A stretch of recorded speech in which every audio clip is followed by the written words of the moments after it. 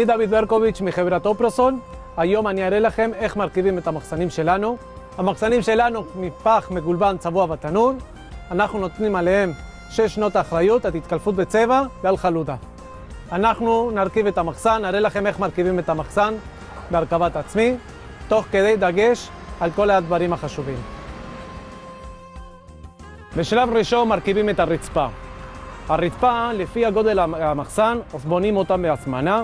אם זה רצפה קטנה, זה מגיע כבר מורכב בחתיכה אחת. אם זה יותר גדול, אז מגיע בכמה חלקים. החלקים האלו קודם כל מחברים אותם שקע-תקע. אחר כך מבריגים כדי לחבר את השקע-תקע. אחרי זה שמים מסביב את המסלולים, שזה המסגרת בצורה של U לבנים שסוגר את המסגרת. ואז מחברים את הפלטות עם הקורות עץ. ומבריגים כל החלקים האלו שיהיו מחוברים.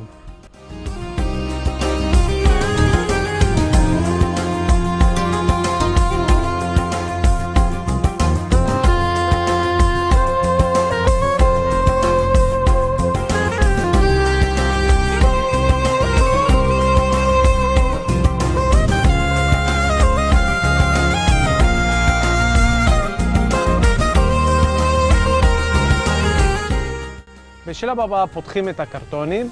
לפי גודל המחסן זה כמות הקרטונים. אחרי שפותחים אותם, מוציאים את החוברת ופותחים אותם ומסתכלים עליה כדי להכיר את החלקים וגם כדי להכיר את השלבים. אחרי זה מוציאים את החלקים שאיתם מרכיבים את הבסיס, מניחים אותם על הרצפה, מסביב לרצפה. אחרי שמניחים אותם, מחברים אחד עם השני עם הברגים הקטנים. איפה שיש חור קטן וחור גדול, חור קטן למטה, חור גדול למעלה, ואת החורים שיש בצדדים שיהיו כלפי חוץ.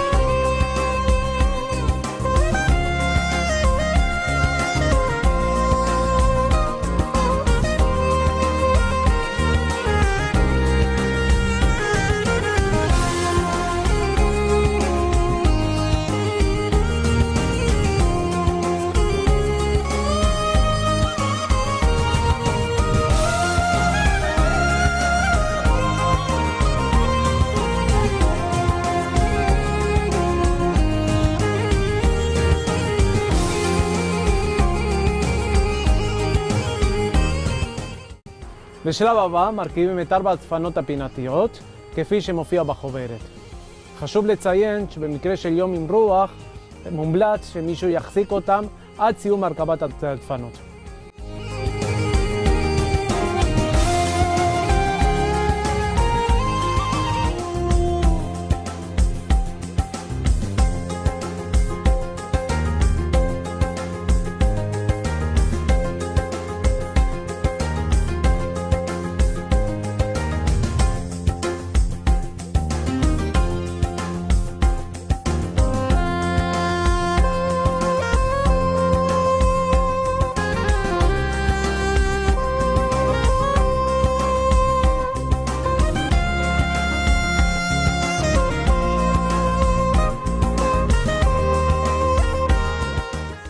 בשלב הבא ממשיכים עם הדפנות. להרכיב סרגלים לפאנלים של הקירות מבפנים לפי התמונה ולחזק עם ברגים עם דיסקיות. הפחים מגיעים בצורה כזאת עם הלשון, והחלק השני מגיע בצורה של גל, וצריך לחבר אחד עם השני, להצמיד אותם בצורה שהחורים יהיו מתאימים.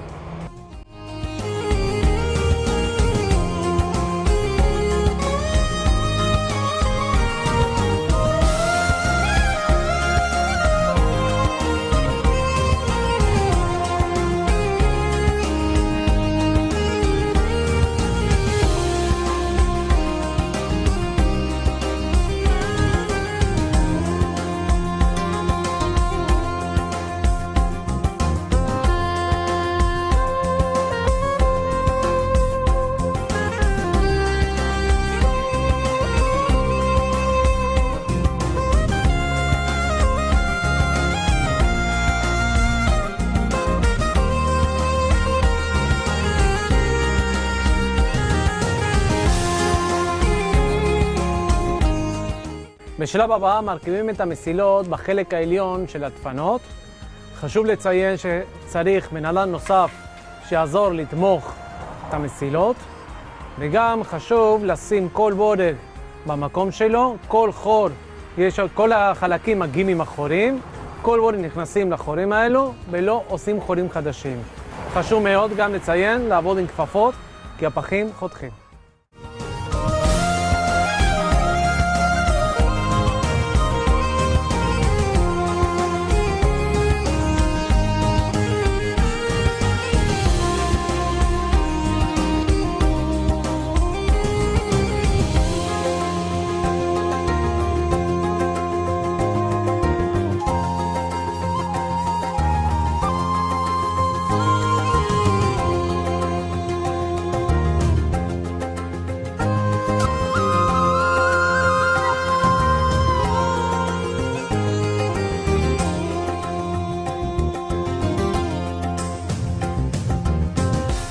ממשיכים עם החלקים של החלק העליון של הדלת, מוציאים מהקרטון לפי החוברת את החלקים 6, 7 ו-8, מניחים אותם בצורה הזאת, ואז מרכיבים אותם בצורה הזאת עם בורג זמני, שאחר כך בהמשך של ההרכבה נוציא אותם כדי לשים אותם במקום.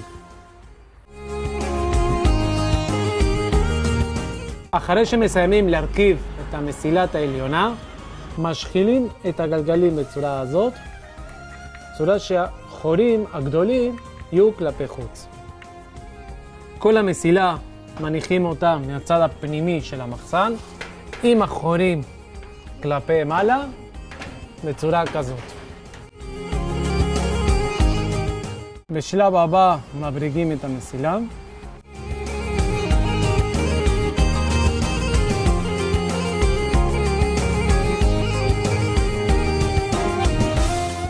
בשלב הזה המחסן הוא כבר יציב. בשלב הזה לוקחים את שתי המשקופים, שמאל וימין, ומרכיבים אותם בצורה הזאת, שהחורים יהיו מתאימים.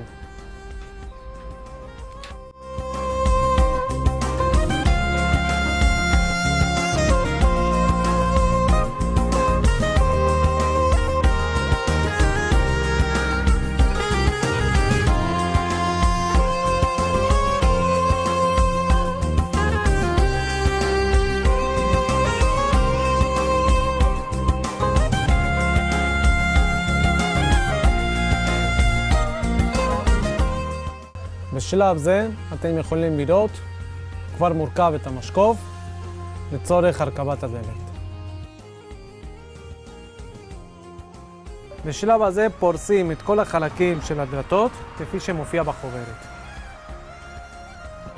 בשלב זה מרכיבים את החלקים של הדלת עם הברגים כלפי פנים.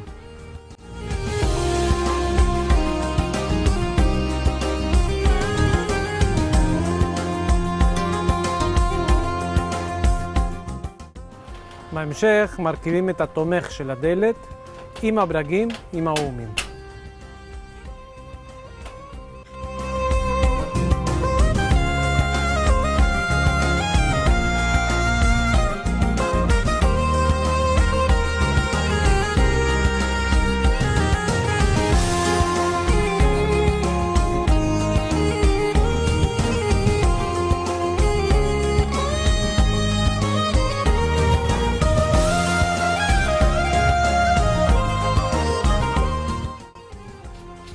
מרכיבים את הידית של הדלת עם ברגים ואומים.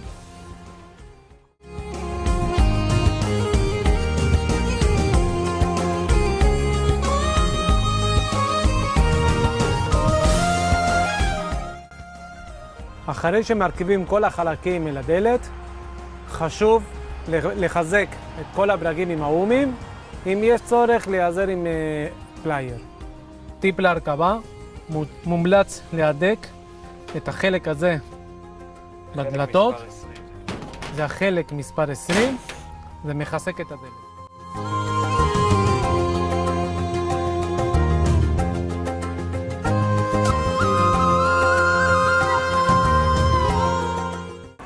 החורים האלו בחלק העליון של הדלת, לא מכניסים בהם ברגים. החורים האלו מיועדים לחיבור שנעשה יותר מאוחר.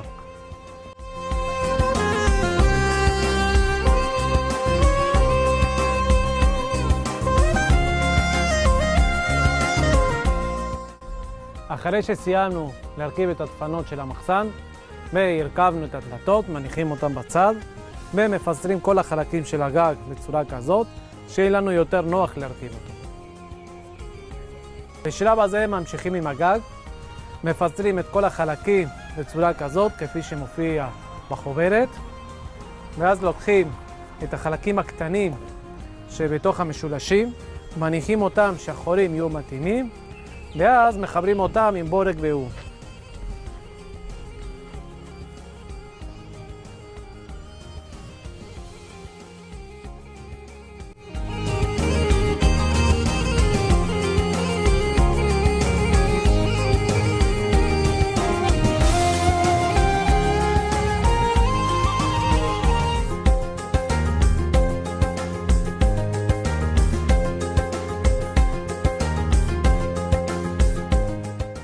אחרי שסיימנו להרכיב את המשולשים עם הזוויות, ממשיכים עם הקורות.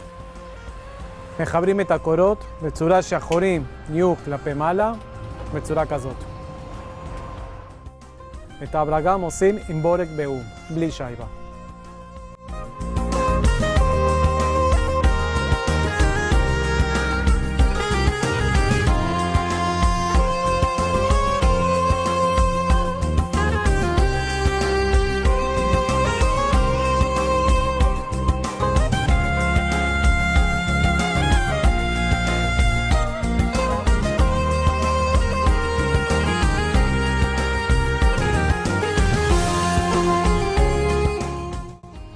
מחברים את הקורות האמצעיות בצורה שבאמצע מחברים אותם עם 4 ברגים.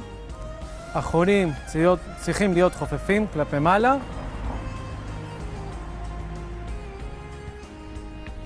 לשים לב לחורים בקצוות של הקורה, ככה זה צריך להיות.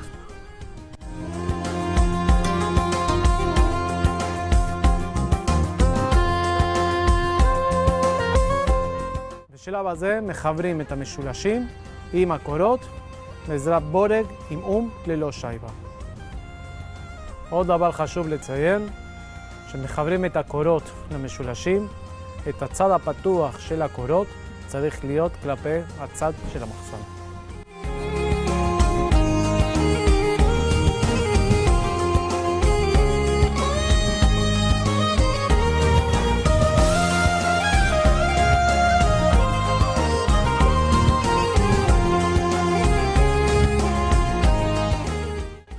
ככה זה ייראה השלדה של הגג, אחרי שמחברים מהדקים את כל הברגים, שהחורים חופפים כלפי מעלה.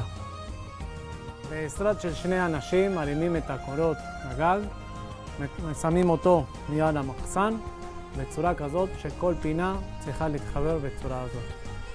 אחרי ששמנו את השלדה של הגג מעל המחסן, מחברים את המשולשים לדפנות בעזרת ברגים. יש לשים לב את הברגים הזמניים ששמנו מקודם במסילה העליונה של הדלת, מוציאים אותם לצורך חיבור של המשולש.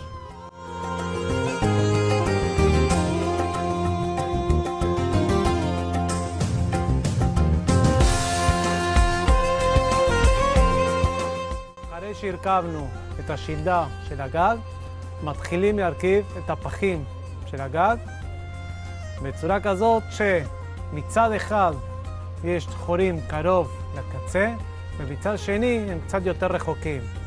הצד שהוא קצת יותר רחוק הוא בחלק התחתון, כי הגג, כפי שרואים בתמונה, הוא יוצא, הוא בולט החוצה.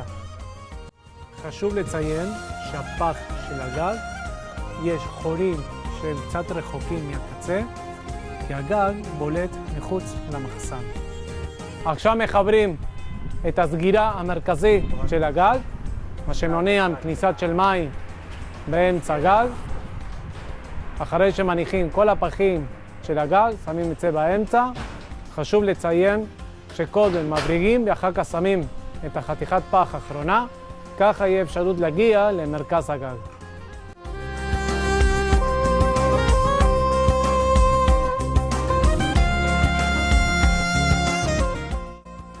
אחרי שסיימנו עם הגג, מרכיבים את הדלת, שמניחים את הפלסטיקים השחורים לתוך המסילה. למעלה מבריגים את החורים העליונים של הדלת לגלגלים עם הברגים בצבע כסף. הברגים האלו באו ביחד באותה שקית עם הגלגלים. את שלושת החורים באלכסון זה לצורך כיוון הדלת.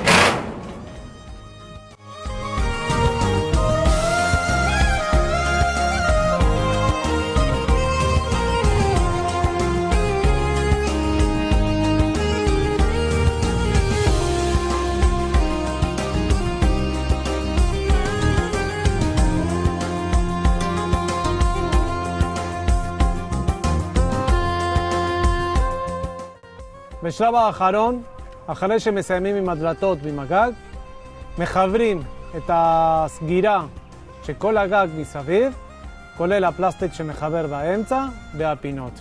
וככה סיימנו להרכיב את המחסן שלנו.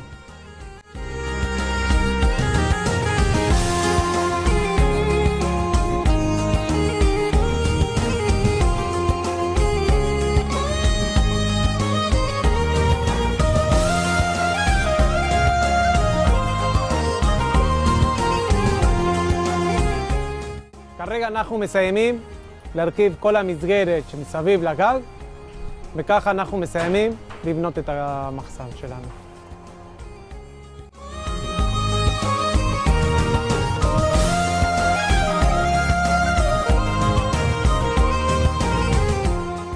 אחרי שסיימנו לבנות את המחסן, אז ניתן לקבע אותו לרצפה בעזרת ברגים.